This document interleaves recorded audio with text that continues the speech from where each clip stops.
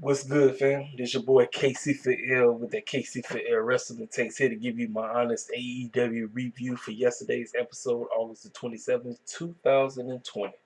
So let's go ahead and kick off the show. So we kick off the show with the Gauntlet match. Now the Gauntlet match consists of the Nightmare Naturals, the Young Bucks, the Best Friends, and FTR.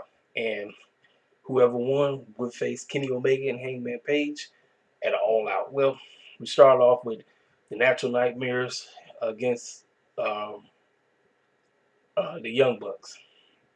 And Young Bucks won that one, said they would go on to face the Best Friends. Well, I obviously knew that the Young Bucks wasn't going to be in the title picture, so how the heck are we going to get them out the way? Who comes out the joint? Mr. Hangman Page comes out of nowhere. He comes out and just grabs one of the brothers. I don't know if he was mad or Nick, but one of them was standing right before you get into the ring. He was standing on the outside of the ropes, and Hangman just goes and grabs the man's legs. And they was like, "What the heck was that about?" What? So that automatically disqualifies Nick and Matt.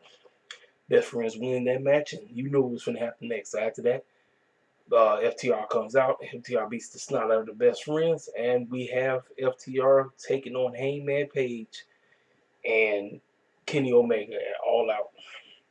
These matches was pretty decent. I've seen better from all four groups. But like I said, I just like the storyteller because best thing with these, you always want to pay close attention to the storytellers going on. So let's move on to the next segment. I believe the next segment was Lance Archer versus Sean Maluta. Now, let me tell y'all something. AEW, listen, I told you, I'm one of the biggest AEW heads on the planet. But this right here, I'm tired of seeing this. I am tired of seeing us on the show just to be jobbers or just to get beat up. And please don't talk about Sky. Please don't talk about Big Swole. Because even with them, they still not being booked right. So I really wasn't feeling this. Yes, Lance is a monster. Yes, Jake the Snake Roberts can cut an excellent promo. He can talk till he blue in the face. But I just didn't like to say. I didn't. And after he beat the snot out of him, who comes out? Taz comes out. Brian Cage comes out. Ricky Starks comes out. And everybody just talking and everybody running their mouth. Even Darby Allin came out. Darby Allin came out and started beating the brakes off of Ricky Starks. So I guess they're teasing a program between Lance Archer and Brian Cage. So I got one big question. Both are heels. So, what's to come? Is one of them going to turn babyface? I don't think so. So apparently at All Out, we're going to get a casino battle royale, and all of them is in it. And whoever wins will face whoever is the AEW World Heavyweight Champion after All Out. So then we got the awesome contract signing. Now, this is a old school, in your face, no chaos type of contract signing that I wish WWE would pay close attention and start booking all their contract signings the same exact way. Moxley and MJF took shots at shot at one another. It was so much stuff being said, you had to go watch it yourself. I won't do it justice just by talking about it. But I believe this was an excellent contract signing. Both of them was making fun of one another and everything. So MJF and his lord just laughing at Moxley and all this stuff. And they telling him to sign it and all this stuff. And he said if he lay his hands on Moxley or whatever, he'll be sued and all them that stuff, So as he signed it, he told them, he said, "Yeah, y'all laughing, but y'all didn't check out page 17." He said, "What do you mean page 17?" Because basically the contract was he signs it, he cannot use his finisher, and the finisher is the paradigm shift, so he cannot use it. But he said, "All right, check out what's on page 17." They're like, "What the heck is on page 17?" Apparently, next week on All Out.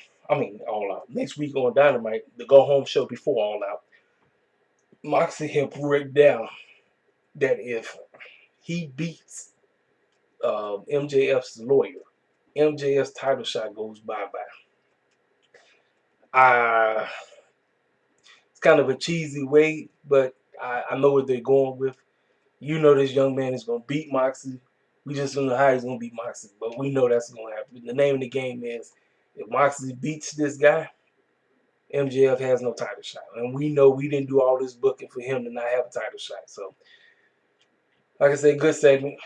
Pretty good, pretty decent segment. Like I said, the story building between the two of these guys is pretty good because it's based off of the battle of the undefeateds. Moxley hasn't lost. MJF hasn't lost. Who's going to win? I've been back and forth on this. The go home show will let me know exactly who I'm picking. I'm leaning towards Moxley to win, but like I said, I'll let you know on my go home show.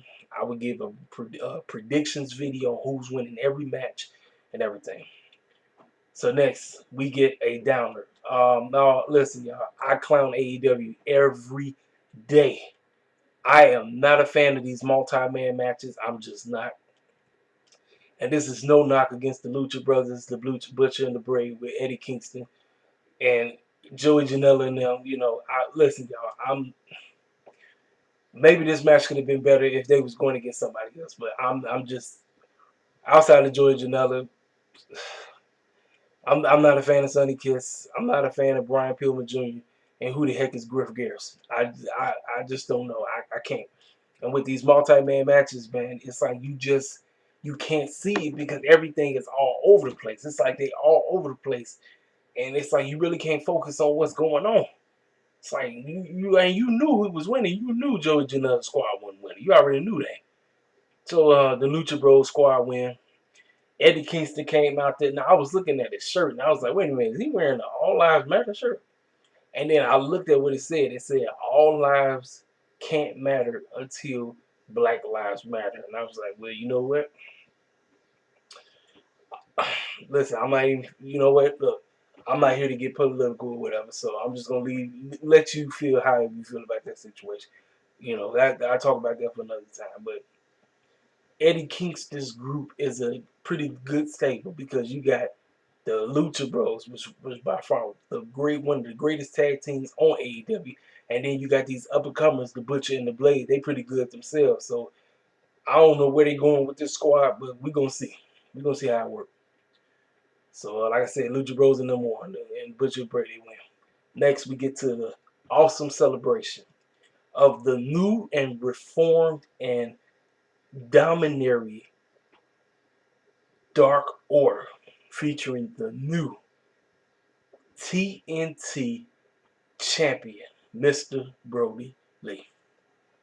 We opened it up with the Dark Order bringing out a casket. I'm like, what the heck is they going with this?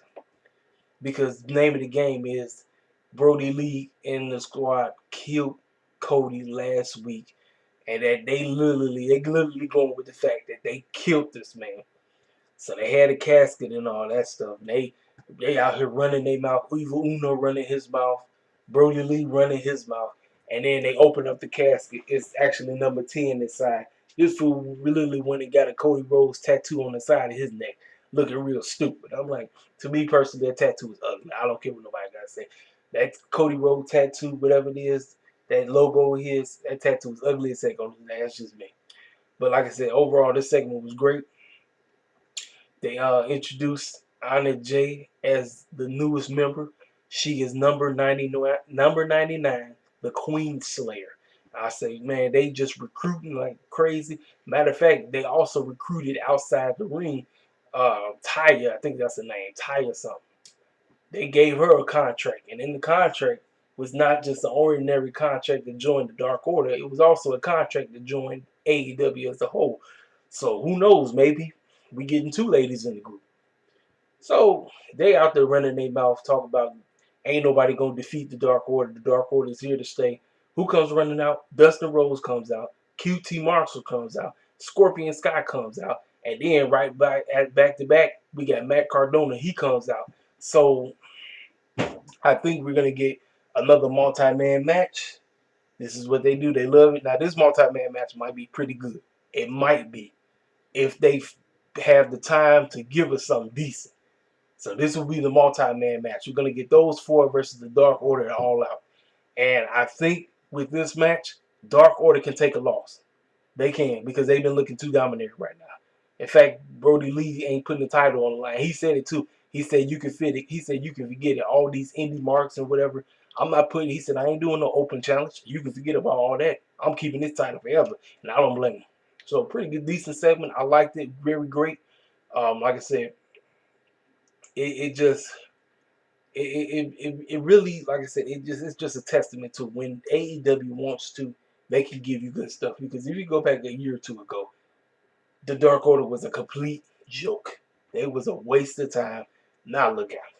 They running AEW like it ain't nobody's business. Mm.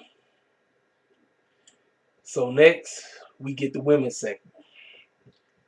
This is one of the parts where I was excited, but I wasn't excited because I knew who Big Swole was going against. I think Penelope Ford is great. I think Big Swole is great. Rebel, mm, there's no chemistry for her and Swole. And with Penelope out there, it really calls it just caused a match to look. It was too much. It was too sloppy. Swole was doing botches. Reba was doing botches. Penelope was doing botches. Britt is out there looking real silly as usual while she up in there talking about if you can beat the two of them, then you can get whatever type of match you want at all out against me or whatever. I like the story because the storyline is building to these two. They made Swole look strong, but they also made her look weak. I am tired of AEW not taking the time, putting more effort into booking the ladies right. You book the tag team stuff right. You book the main event scene right. But for some strange reason, you're having a hard time getting the girls right. We want the ladies to be great. I want the ladies to be just as important as the fellas. Y'all, get this. Oh, and by the way, this was the first live action show. When I mean live action, I mean they literally had 500 fans come through. They was doing social distancing. Cats had to wear masks at all times. So kudos to AEW for getting the fans. But I'm going to take a dump on AEW right here. You got Big Swole in here. You're pushing Big Swole right. You want to make Big Swole look good. You want to make Penelope Ford look good. You don't want them to look bad if you got somebody in the ring that don't know what the heck they're doing. I hear this term, I really didn't know what the term means, but there's a term in wrestling where if you're not good, they say you're green. In some cases, Big Swole is green. Penelope is green in some cases, and we already know about Rebel. Rebel is dark green, if you understand what I'm saying. I want somebody to put somebody in the ring that's going to have chemistry with Big Swole. I want to see a good match with Big Swole. I'm going to be honest with you. I have not seen one decent match with Big Swole. It seems like every time Big Swole is in the ring, whoever she's going with, she's trying to carry that person, and the match just ends up being sloppy, ends up being trash. And I'm tired of that mess. I am tired of it. I want to see something decent. I don't want to see something trash. I don't. Because you know what that does? That makes people not want to see Big Swole on TV. It's the same thing that happened with Brandy Rose. It's the same thing. People don't even want Brandy Rose on TV, period. And I feel like it's going to happen with Big Swole. And it's unfortunate that Big Swole is the same as that color as Brandy Rose. I'm telling you, for some strange reason, they do not want to push the cats that look like us in a positive light. Yes, Big Swole is looking great when it comes to story-wise. Yes, she got the win. But if you're gonna do this stuff with Brody Lee and them good, if you're gonna do this stuff good with the Young Bucks and them, why can't you take your time and get somebody that knows exactly what they're doing? Like I said, I don't want to come on here and take a dump on the women's stuff, but look, it needs to get better. We got to October 2nd. October 2nd is the year. You guys have the end of this month and all of September to get your girls' stuff right. I'm glad that we getting Sheeta versus Thunder Rosa from NWA. And she currently has the NWA Women's Champion. I like that. And I'm pretty sure that match is going to blow everybody away. I believe that match is going to be good. Well, we know that match is going to be good. Why can't whoever that gets in the ring with Big Swole be good? That's what I be going in on. That's what I be wanting. I want our people to look great. I don't want our people to get into the ring and then you see them and then you don't want to see them because they green and say, I don't want to see that. because they don't have chemistry with whoever they wrestle. And then, like I said, who knows how much uh Britt's knee is, where she gonna be, because she's not gonna be able to do too much because she got to put the pressure on her knee. So I don't know what her and Swole is gonna be doing. But like I said, Tony Khan, y'all got to get this stuff right. I guess since Cody is being written off TV, Cody, you do what the heck you need to do. Do what you need to do to get this girl, the women's stuff right. We can't have this stuff. I'm like I say, look, I love the girls, man. Like I said, I love Big Swole enough, man. Britt has worked on me. I like this heel character she's playing. Penelope Ford is another one that I'm really looking forward to seeing more of. Rebel, not so much. Now I know people were saying that Rebel was real good on Impact. I didn't see Impact when she was on there. I wasn't watching. So if she was good on there, that's great. Then if she is good, why the clown are they purposely have her look like trash? Because that's not making Swole look good at all. It's making Swole look like hot garbage. Then cats don't even want to watch no more. Cats just says, what, screw it. I don't even want to tune in when that girl's on there. I don't want to see it. Get this girl off my TV. That's I feel like it's gonna come to, and it's unfortunate. I don't want that mess to happen. I don't. I'm serious. AEW, y'all gotta get this stuff right. You gotta get this stuff with the girls right. You have to. This ain't no ifs, ands, and buts about it. So, Big Swole gets the victory in a trash match. A match with hot garbage. I ain't finna sit up here and be like the match was great just because I'm a huge Big Swole fan. No, that match was hot garbage, man. I tried to watch that. I said it was just too many botches. Too many. So anyway, man, like I said, we moving on to the next segment. So now check this. Here we go again, and then we get this awesome match. 10 or well, I think it was about 12 minutes. We get Sammy coming out there taking shots at Matt Hardy, saying this about him and all. He got the little cue cards and everything, because that's when the camera went to the small thing because they were showing the commercials. So Sammy just once again taking the dump on Matt and everything. This match was great for the time frame they had. I wish we could have got this match at All Out. This match was phenomenal. I loved everything about this match. Matt Hardy beat the brakes off of Sammy Guevara so bad that he left a gash on the side. He busted him open and left a gash on the side of his head. I said, man, Matt Hardy wasn't playing. He tore that boy up, but the right man went over. With him doing that, Sammy Guevara got the victory and beat the brakes off because it was a tables match. So, got him to the table. And what does it do? Matt is putting Sammy over left and right. These two have great chemistry. I love that these two are working together, and they love it. I know Matt enjoys working with Sammy, and I know Sammy enjoys working with Matt. And they take pot shots at one another, but they can't stand each other's guts. But I know that Matt is very proud that he gets to work with this young man, because Sammy Guevara is one of the next big stars in AEW. I'm telling you. Listen, the first match that I seen on Dynamite was when the show first aired. And we had the very first match, which was Cody Rhodes versus this young man. And I didn't like his gimmick. I didn't like the whole panda and then with sticking his little tongue out. I ain't like all that. But when he got in the ring and him and Cody tangled it up, I was like, oh, this young man is very impressive. I like this young man. This young man is good. And ever since doing all the stuff with the Inner Circle and all this stuff, I said, man, Sammy Guevara is one of my favorite members out of the Inner Circle outside of Chris Jericho. And the fact that him and Matt have been tangling up, this is great. I think this is not, more than likely, it's not over. But we're going to see exactly how this stuff carries over. So, like I said, Sammy gets the victory. Excellent match. I loved it. Oh, and during this match, I forgot to tell you, because this is the final match. Chris Jericho's out there on commentary just running his mouth, clowning on, talking about Orange Cassidy this, Orange Cassidy that. So as soon as the match finished, all we heard was the mic drop from Jericho. His headset dropped. Orange Cassidy darted out there so fast just to start beating the brakes off of him. And Orange Cassidy tore that man up. He tore Chris Jericho up. I love it. It's what they doing. They're building up to this Mamaso Mayhem match, which sounds like a complete circus match. I'm expecting this match to be very entertaining. I don't know what kind of foolishness they got in store, but I can tell you right now, both of them is going in that big old jacuzzi of big little bit of the bubbly and orange juice. Both of them going in there. That's why I really don't have nobody winning that match. I really don't. But overall, like I said, man, outside a couple of misses, this was a pretty decent episode of AEW. It wasn't great. It was a decent episode. Like I said, they got to get the girls together.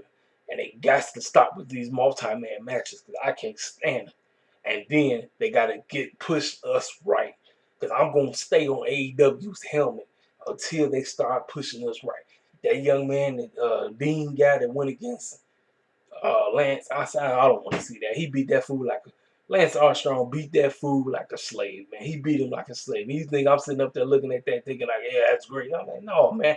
I know what they're doing it for. They want to make the man look like. I mean, look, we know Lance Armstrong is a monster. We know that.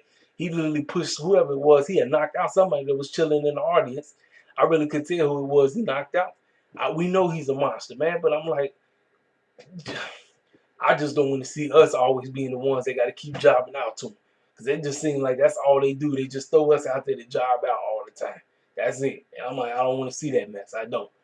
So other than that, man, like I said, this is your boy KC Field with the real. I'm told you, I'm not finna sugarcoat nothing just because I'm an AEW head. I'm not finna sit up here and say hey, everything was off the chain. No, it wasn't. Like I said, this was a decent episode. I'm glad I seen it. Like I said, was it better than NXT? Yes, it was. But it still was a lot of misses that they need to get to working. They need to get the stuff better. And I'm going to stay on their helmet until they do. This your boy KC for L signing out with the AEW review. Y'all know what to do. Hit the comment section up, like, subscribe, share this video all over the place. And I'm gone.